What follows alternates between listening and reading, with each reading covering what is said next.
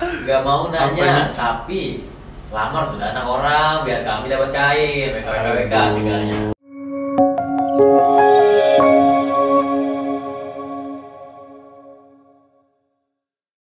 Halo teman-teman semua, thank you udah bertanya di Instagram story saya.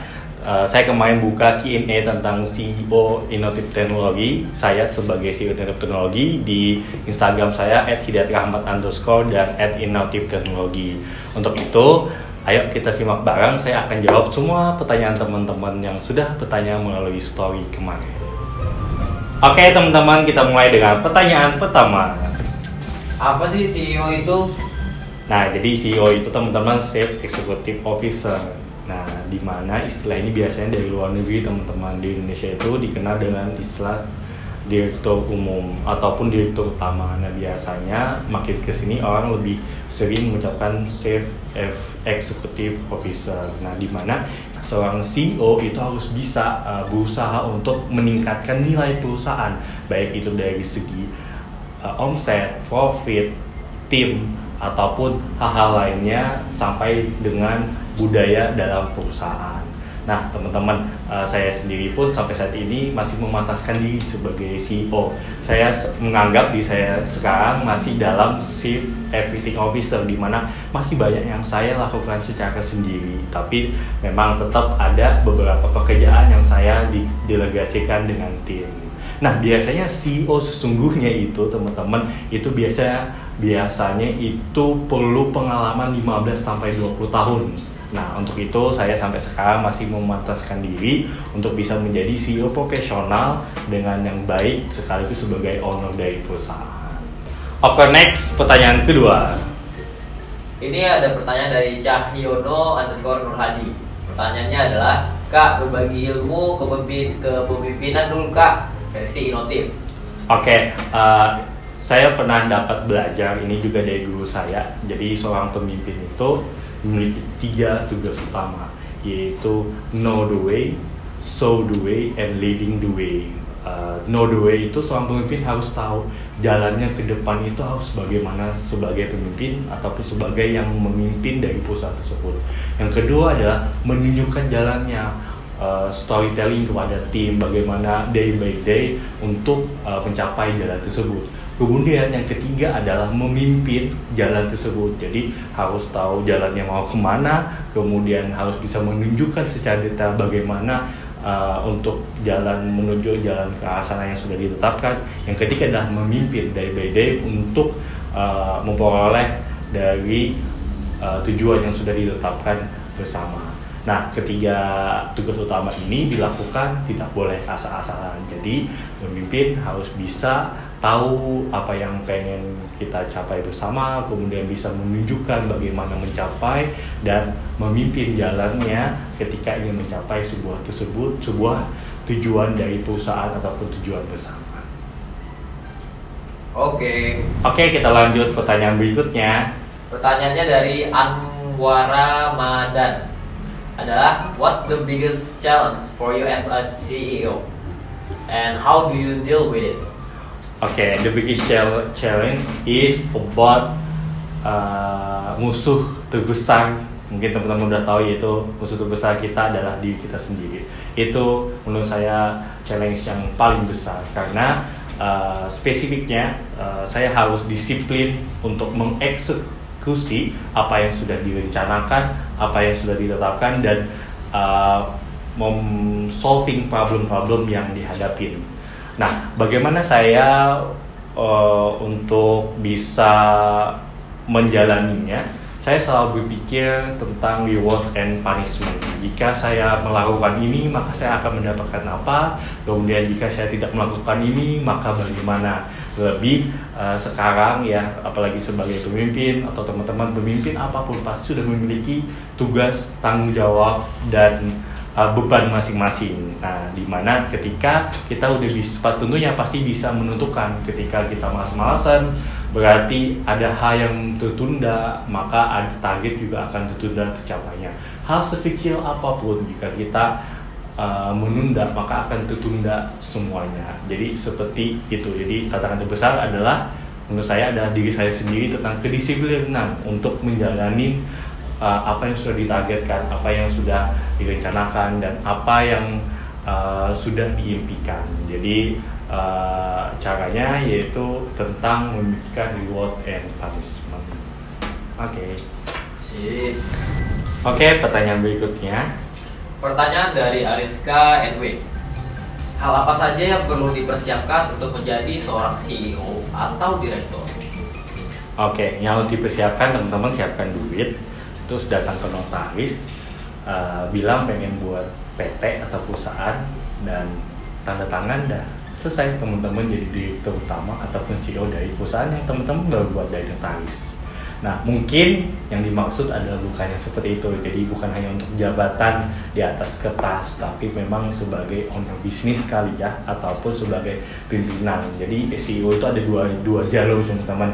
Jalur tercepat adalah membangun perusahaan itu sendiri. Yang kedua, jalur yang butuh pengalaman lama, yaitu jalur profesional. Jadi teman-teman harus punya pengalaman untuk memimpin. Nah, jalur yang kedua ini mungkin 15-20 tahun dulu baru teman-teman bisa menjadi CEO. Ini jalur profesional. Nah, kalau teman-teman pengen jadi CEO ataupun pengen running a business, itu berarti jalur yang pertama ya.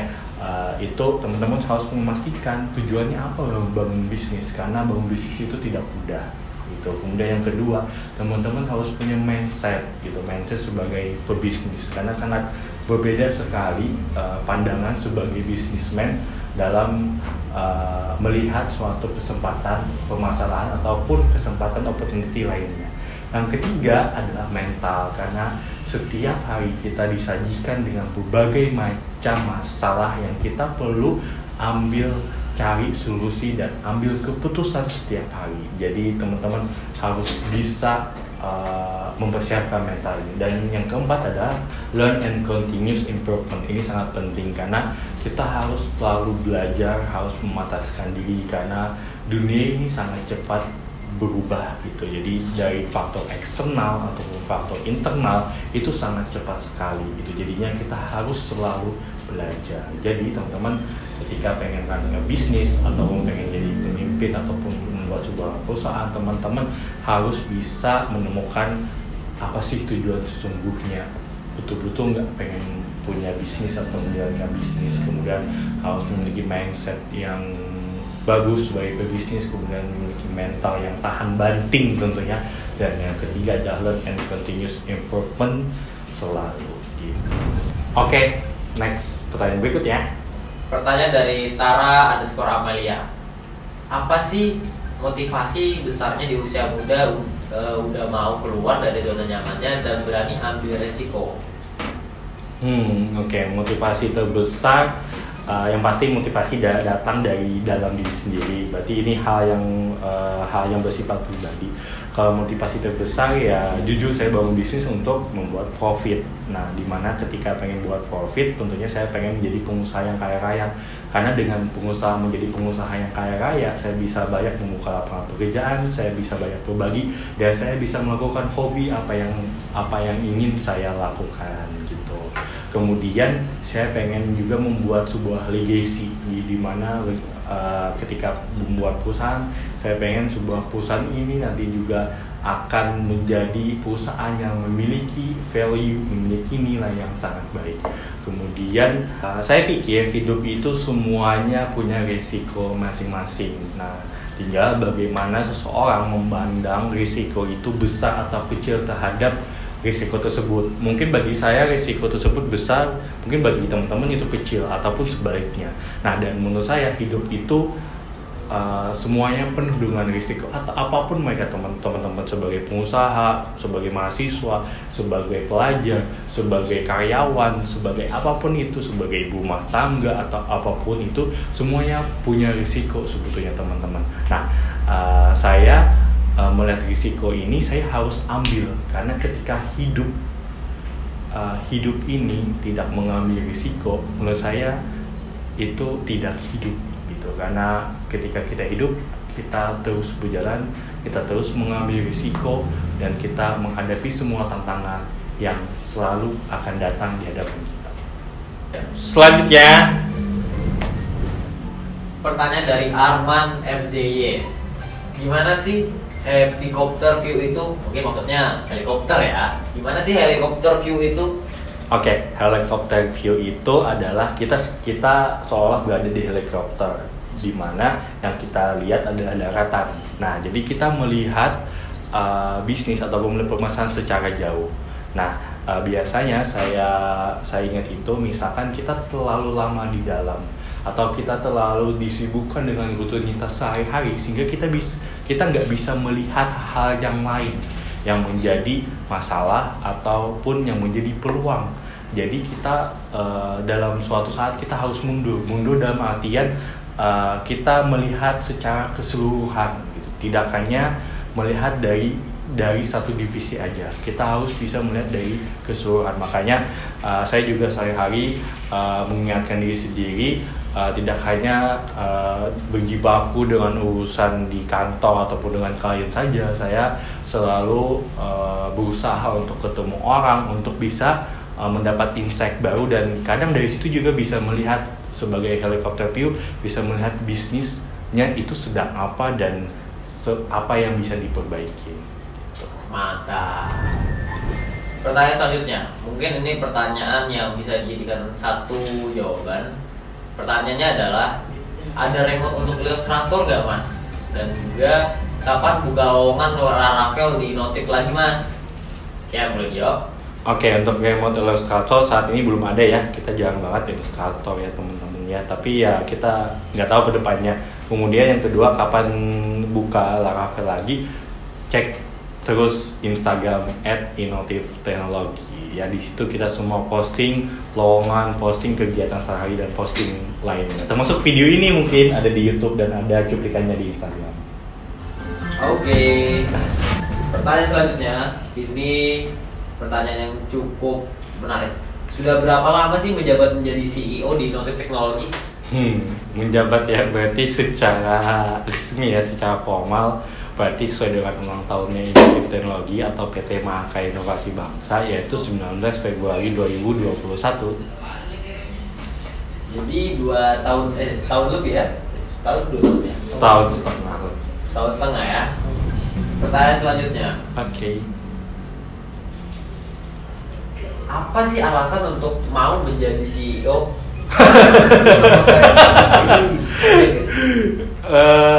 Kenapa ya? Iya, karena mungkin tadi ya relate ke sebelumnya, kenapa pengen keluar dari zona zaman bangun bisnis itu ya, saya pengen jadi pengusaha kaya raya. Terus saya pengen terutama bisa membantu orang dengan teknologi. Jadi kita mungkin orang tidak melihat, tapi dengan adanya teknologi terutama di bidang sistem secara custom, kita bisa mempermudah pekerjaan orang lain yang tadinya pusing mengerjakan sesuatunya yang lama ataupun banyak alurnya kesana kemari. Dengan teknologi kita bisa lebih persingkat, kita bisa lebih simple dan bisa memudahkan. Dengan begitu kita bisa membantu orang lain untuk bekerja lebih cepat ataupun lebih baik. Siap.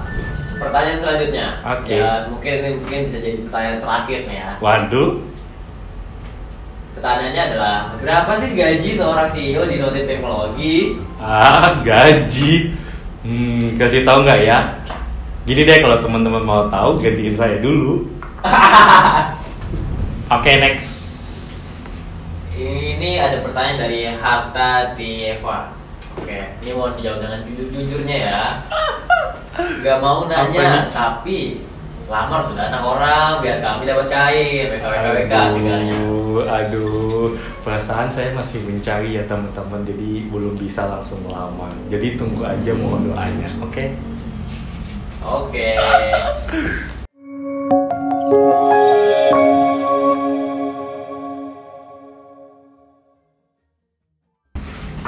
Pertanyaan selanjutnya, gimana sih rasanya jadi CEO Notif Teknologi?